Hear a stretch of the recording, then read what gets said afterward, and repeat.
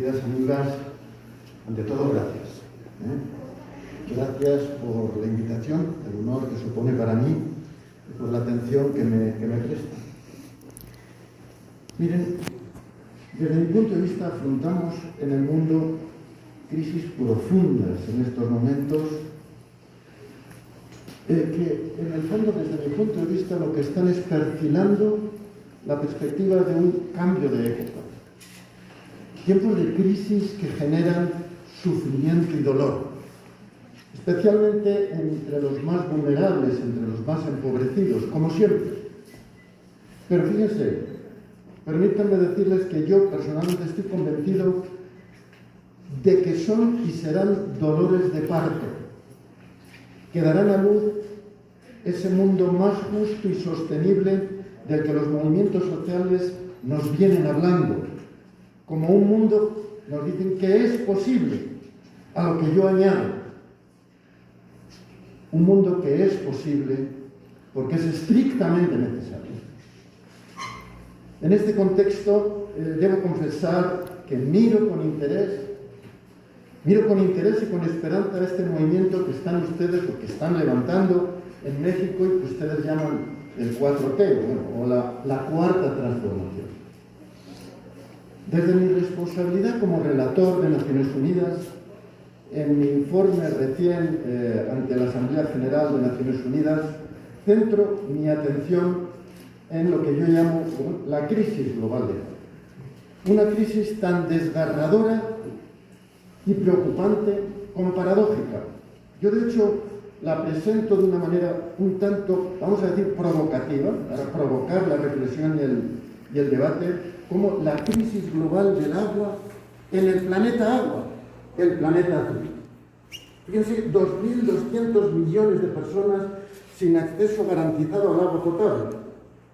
Pero siempre insisto, ciertamente hay problemas de escasez. A veces fabricamos la escasez. Hacemos escaso el planeta. Pero si se dan cuenta y reflexionan, la inmensa mayoría de esas 2.200 millones de personas no son propiamente personas sedientas que no tengan agua en el entorno de su vida. Nuestros antepasados caminaron hasta encontrar agua y ahí se asentaron. El problema no es tanto ese. Estamos hablando de 2.200 millones de personas empobrecidas que viven junto a un río, un lago, un humedal, una fuente contaminada. Ahí tenemos la clave. Por eso, en mi diagnóstico sobre esta crisis global del agua, sitúo sus raíces en la confluencia de dos grandes fallas críticas.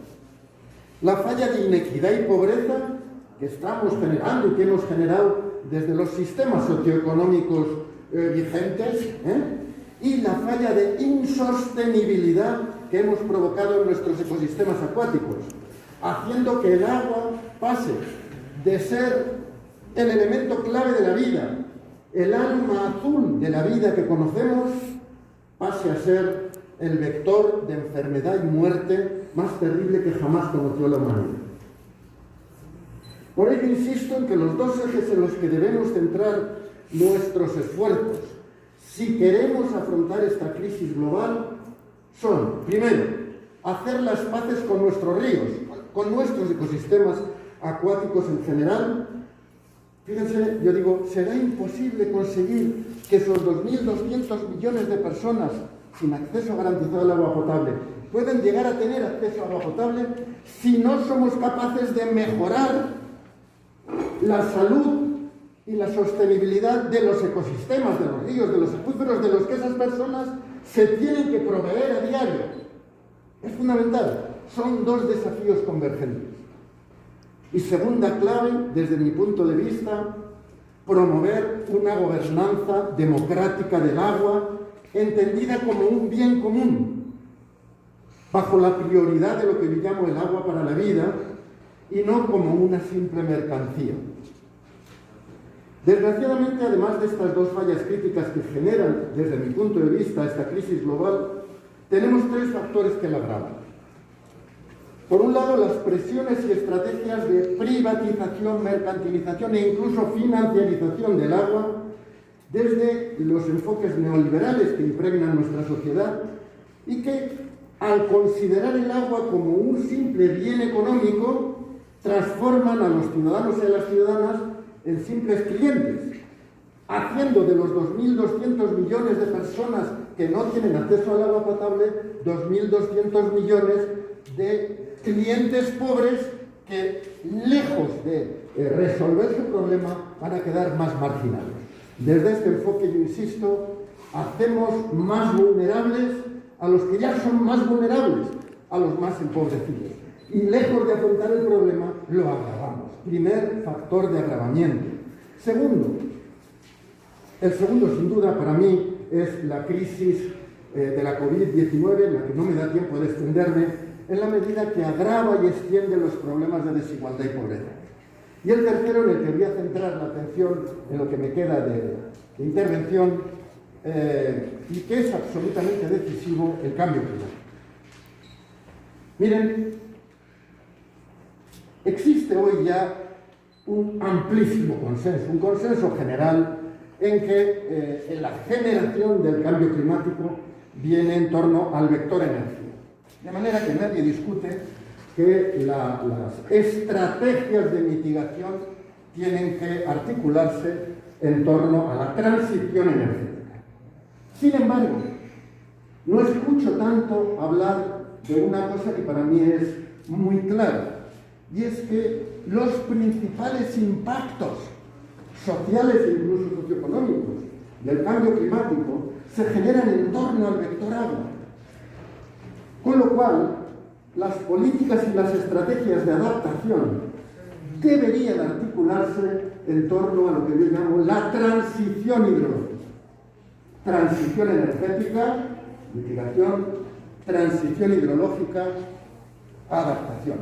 Con especial atención, adaptación a disminuir, reducir la vulnerabilidad de los más vulnerables.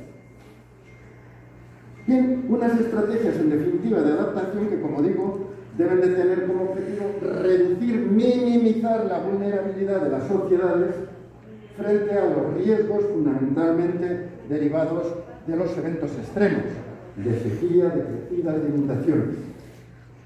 Para ello, dos grandes frentes, dos grandes líneas de estrategia, de intervención en las políticas públicas, una línea en torno a la resiliencia social, otra en torno a la resiliencia ambiental.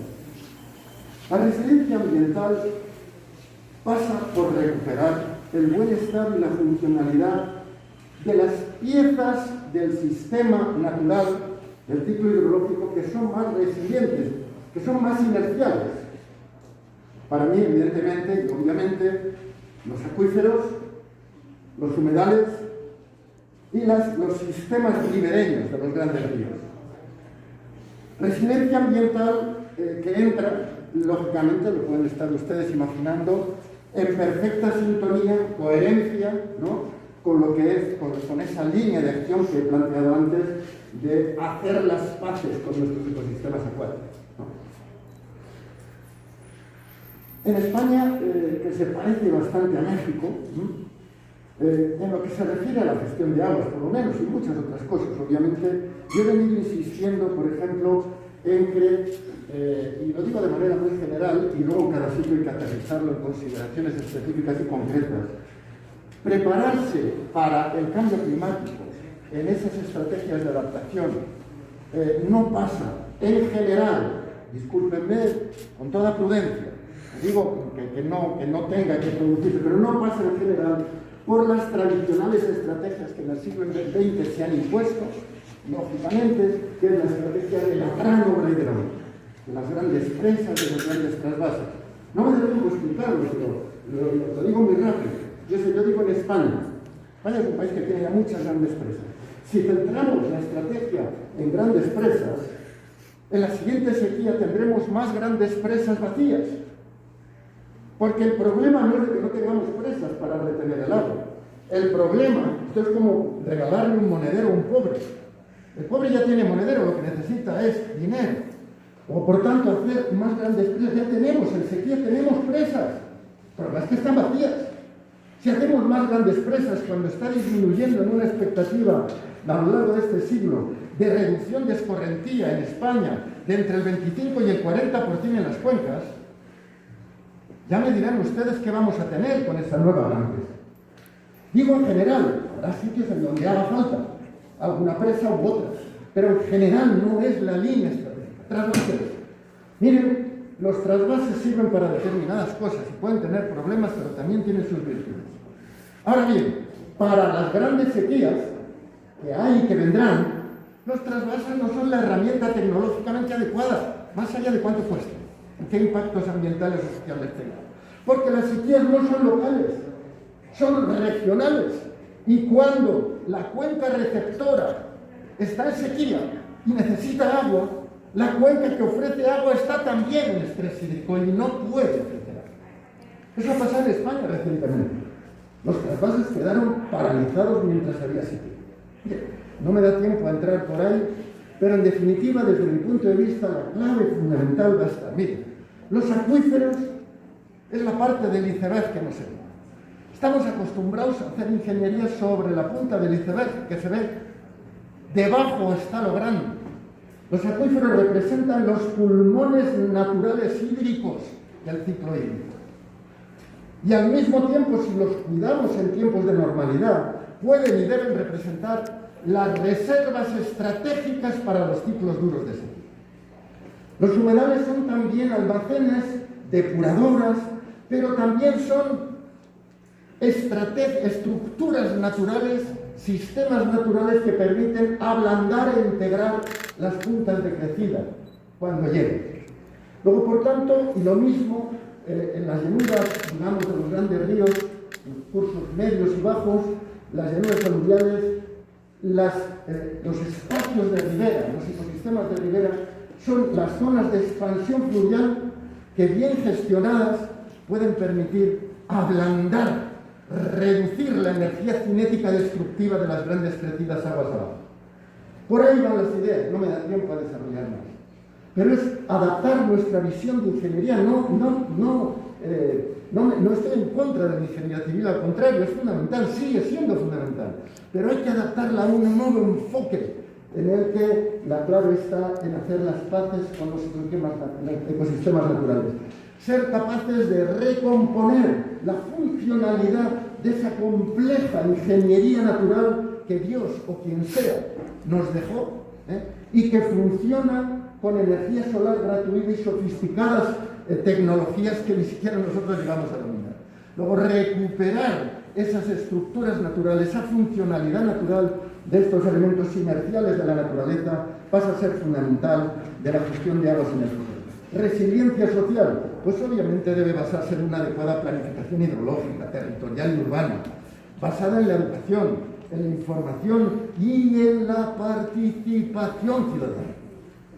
Eso por un lado. Por otro lado, en la primacía de garantizar los derechos humanos para todos en general y muy en particular los derechos humanos al agua potable, al saneamiento, en todo momento y circunstancia, particularmente en las circunstancias más duras y agresivas de esos eventos extremos, y con atención prioritaria a los más empobrecidos y vulnerables, bajo un enfoque de género, puesto que son ellas, las mujeres y niñas, las que sufren en mayor medida la quiebra de estos derechos humanos en las comunidades más vulnerables, y las que, por cierto, cargan y suelen cargar con los cuidados de la familia, con esa responsabilidad de proveer el agua necesaria cada día para la familia y para la comunidad. Estrategias de adaptación al cambio climático que, a mi entender, deben inscribirse en el marco de lo que ya antes les he dicho, de lo que caracterizo como una gobernanza democrática del agua. Por ello, valoro tremendamente, y lo dije el otro día en Temaca, delante del presidente, la tremenda participación ciudadana que promovieron ustedes en este país en la elaboración de la Ley General de Agua. Y lo he dicho ante Naciones Unidas. La delegación en la Embajada de México me agradeció luego personalmente que hubiera puesto a México como un ejemplo de algo que es esencial en todo el mundo, no en México. La participación ciudadana. Claro que la gestión de agua es una cuestión técnica, pero no solo, ni fundamentalmente. Es una cuestión que debe de llevarnos a basarse en una amplia participación ciudadana bien informada, con los técnicos ofreciendo adecuada información suficientemente clara y entendida, y en donde las universidades, y de ello me enorgullezco, gracias señor rector, gracias rectores aquí presentes, pues me enorgullezco de mi condición de profesor universitario, cuando veo cómo la universidad, con la humildad del científico que solo sé que no sé nada, ¿verdad?, pero aporta lo que sabe en el diálogo con la administración general, con los ingenieros de la administración, con los profesionales de la administración y con la sociedad en su conjunto.